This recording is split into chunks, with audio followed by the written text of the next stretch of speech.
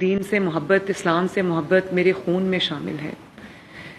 دین کی جو احکامات ہیں ان کی پابندی کرنا میرے خون میں شامل ہے، میری تربیت میں شامل ہے. نبی پاک صلی اللہ علیہ وآلہ وسلم سے محبت جو ہے وہ میرے خون میں شامل ہے.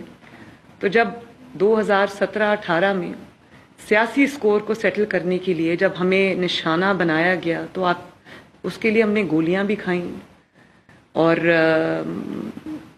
باتیں بھی سنی، الزامات کا سامنا بھی کیا. نواز شریف صاحب کے ساتھ جو واقعہ ہوا تو یہ بڑی میرے لیے باعث تکلیف تھی.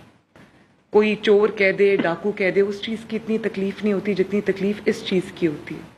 اور میری والدہ کا الیکشن تھا جب میرے والد کو انہوں نے ڈسکوالیفائی کیا تو میں اکیلی اپنی والدہ کہ ان کو کینسر ہو گیا تھا تو ان کو علاج کے لیے جانا پڑا، تو میں ان کی یہاں پر الیکشن کی مہم چلا رہی تھی. میں یہ سمجھتی ہوں کہ اس کمیٹی کی آپ نے خود ہی یہ بات کر دی کہ نواز شریف صاحب نے یہ کمیٹی بنائی تھی. بہت آپ کی گراں قدر خدمات ہیں، میں اس کا اعتراف بھی کرتی ہوں اور اس کے لیے میں آپ سب کی شکر گزار بھی ہوں. لیکن جتنی ضرورت اس کمیٹی کے فعال کردار کی آج ہے شاید آج سے پہلے کبھی نہیں تھی. اور جن خدشات کا اظہار آپ سب نے اپنی گفتگو میں کیا میرے بھی وہی خدشات ہیں. اور ہم سب یہ چاہتے ہیں چاہے ہمارا جو تعلق ہے وہ کسی بھی مسلک سے ہو، کسی بھی فرقہ سے ہو، ہم سب کی یہی کوشش ہے. میں سب کی نیت جو ہے وہ اچھی ہے، میں سب کی یہی کوشش ہوتی ہے کہ جو ہمارے دین کا ایک خوبصورت چہرہ ہے وہ ہم لوگوں کے سامنے پیش کریں، اس دنیا کے سامنے پیش کریں. لیکن آج کل کے جو حالات ہیں وہ میرے لیے بطور وزیر اعلیٰ جو کہ جس کے اوپر اللہ تعالیٰ نے 13 کروڑ عوام کی ذمہ داری ڈالی ہے، میرے لیے باعث تشویش ہیں. اور مجھے علم ہے اس چیز کا کہ جتنے بھی دین اسلام سے، مذہب سے محبت کرنے والے لوگ ہیں، پاکستان سے محبت کرنے والے لوگ ہیں، اس مٹی سے، اس ملک سے محبت کرنے والے لوگ ہیں، انسانیت سے محبت کرنے والے لوگ ہیں، سب کے وہی خدشات ہیں جن کا اظہار آپ نے اپنی گفتگو میں کیا بھی ہے. اور ابھی آپ نے مولانا صاحب جو بات کی، طاہر رشیدی صاحب آپ نے جو بات کی کہ اس کمیٹی کو زیادہ ملنا چاہیے، سال میں ایک بار نہیں، یہ سچ ہے کہ اس کو 3 مہینے میں ایک بار ملنا چاہیے. کیونکہ کئی بار میرے سامنے ایسے فیصلے آتے ہیں جہاں پر مجھے مشورہ درکار ہوتا ہے، جہاں پہ مجھے سپورٹ درکار ہوتی ہے. ابھی آپ نے خود سرگودا کا ذکر کیا. میں نے اس دن آئی جی صاحب یہاں پر تشریف رکھتے ہیں، میں نے ان کو فون کر کے شاباش بھی دی.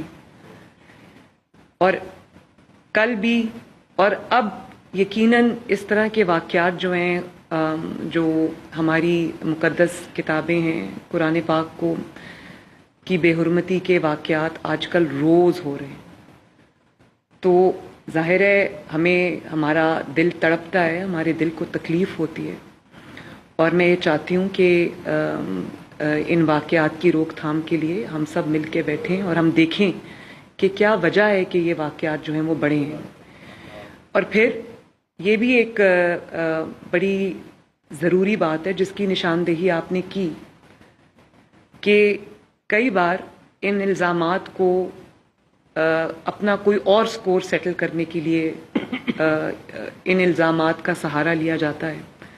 سوات میں جو ہوا وہ ہم سب کے لیے بہت ہی باعث فکر ایک چیز ہے کہ اس بات کا تعین کیے بغیر کہ کس نے کیا کیا ہے، اگر موب آ کر یا کوئی گروہ آ کر قانون کو اپنے ہاتھ میں لے لے گا تو پھر تو کوئی بھی نہیں بچے گا.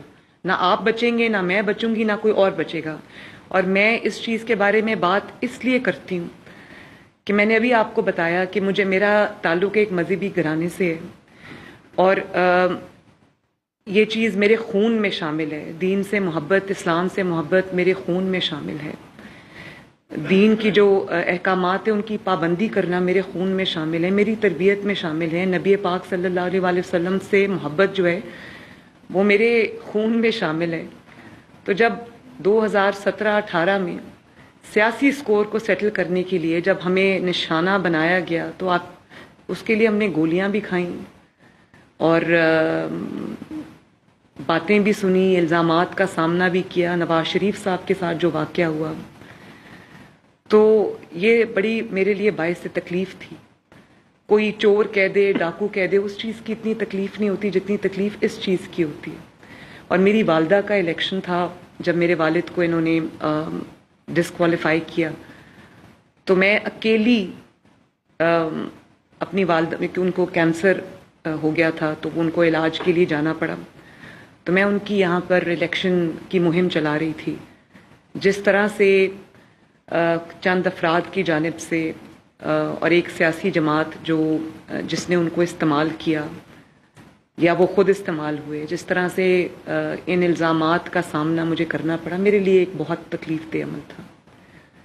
اور آپ نے دیکھا کہ احسن اقبال صاحب ایک بہت مذہبی گھرانے سے تعلق رکھتے ہیں، ان کی والدہ کی کیا ایک حیثیت تھی اور کتنی وہ ایک نیک خاتون تھی.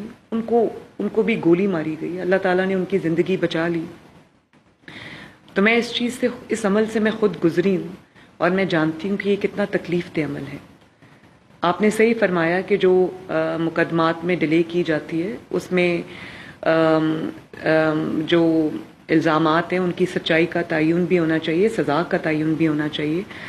لیکن کچھ بھی ہو، ہمیں جو قانون ہے اس کو اپنے ہاتھ میں لینے کی، اپنی عدالت گلی اور محلوں میں لگانے کی، سزائیں صادر کرنے کی، فتوے صادر کرنے کی ہمیں یہ اجازت قطعاً نہیں دینی چاہیے.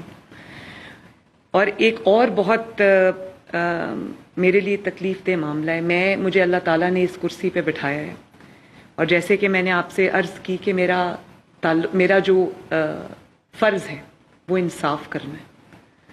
میری اپنی جتنی بھی عقل ہے، دانست ہے، اس کے مطابق میرا جو فرض ہے وہ انصاف کرنا ہے.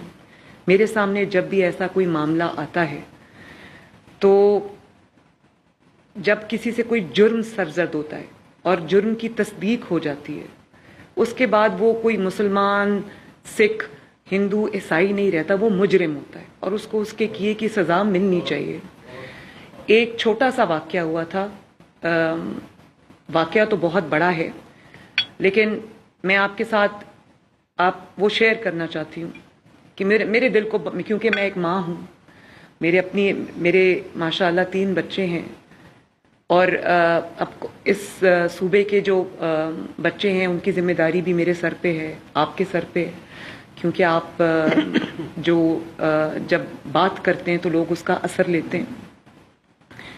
ایک بچے کے ساتھ زیادتی ہوئی اور اس زیادتی میں کوئی جو ہمارے کوئی مذہبی کوئی شخصیت ہیں، ان کا کوئی مدرسے سے ان کا تعلق تھا، اس میں ان کا جرم ثابت ہو گیا. جب اس بچے سے، وہ چھوٹا سا بچہ تھا، اپنے والد کے ساتھ گیا تھا تو مدرسے کے باہر سے یا مسجد کے باہر سے اس کو اغوا کر لیا گیا، ثابت بھی ہو گیا. لیکن جب ہم اس کو پولیس نے پکڑا تو اس کو مذہب کا ایشو بنا دیا گیا اور میرے خلاف تب سے سوشل میڈیا پہ وہ فتوے جاری ہو رہے ہیں، میرے خلاف بات ہو رہی ہے. تو آپ سب اس چیز کو جانتے ہیں کہ جب آپ سے جرم سرزد ہوا ہو اور وہ ثابت بھی ہوا ہو تو آپ سب کو اور ہم سب کو یہ کہنا چاہیے کہ اس کو سزا دینی چاہیے تاکہ باقی جو شخصیات ہیں یا جو مذہب ہے ان جنرل، اس کا جو ہم چہرہ مسخ نہ کریں. اور ایک جو باتیں آپ سب نے کی کہ ہمارا مذہب جو ہے وہ امن کا مذہب ہے، محبت کا مذہب ہے، بڑی پیاری گفتگو آپ سب نے کی اور مجھے پتہ ہے کہ آپ دل سے یہ سمجھتے بھی ہیں اور اس کے اوپر عمل بھی کرتے ہیں. تو جب اس طرح کے الزام لگتے ہیں تو اس وقت آپ سب کی جو آپ سمجھتے ہیں کہ اس پہ ایکشن ہونا چاہیے، آپ سب مجھے پتہ ہے، آپ سے سنے بغیر میں یہ جانتی ہوں کہ جب کوئی جرم ثابت ہوتا ہے تو اس جرم کا تدارک کے لیے اس کو، تاکہ وہ آئندہ نہ ہو، ہمیں مجرم کو پکڑنا بھی چاہیے اور اس کو قانون کے حوالے بھی کرنا چاہیے. پھر قانون جانے اور وہ مجرم جانے اور وہ جرم جانے. لیکن اگر ہم یہ نہیں کرتے تو آپ سب مجھے یہ آپ سمجھتے ہیں کہ اس سے مذہب کا چہرہ کوئی خوشگوار یا کوئی خوبصورت چہرہ ہم لوگوں کے سامنے پیش نہیں کرتے. اور جو مذہب کو رسوا کرنے کا باعث بنتا ہے، جو مذہب کے اوپر کوئی دھبا لگانے کا باعث بنتا ہے، وہ سب سے بڑا مجرم ہے. تو مجھے جب اس میں آپ سب کا ساتھ کی ضرورت ہے، اور اس میں صرف دل میں برا جاننا یہ مناسب نہیں ہے. اس کو آگے بڑھ کر روکنا، اس کے بارے میں بات کرنا، اس میں جو حق اور سچ کا ساتھ ہے وہ دینا میری بھی اور آپ سب کی بھی ذمہ داری ہے. اس پہ خاموشی اختیار کرنا میرا خیال ہے کہ چوائس نہیں ہے. دوسری جو میں نے جس چیز کی طرف نشاندہی کی کہ قرآن پاک کی بے حرمتی یا مذہب کی بے حرمتی، آج کل بہت شکایات اس کے بارے میں آ رہی ہیں. ہمیں بھی اس معاملے میں بھی سر جوڑ کے بیٹھنا چاہیے کہ اس میں ہمیں کیا کرنا چاہیے.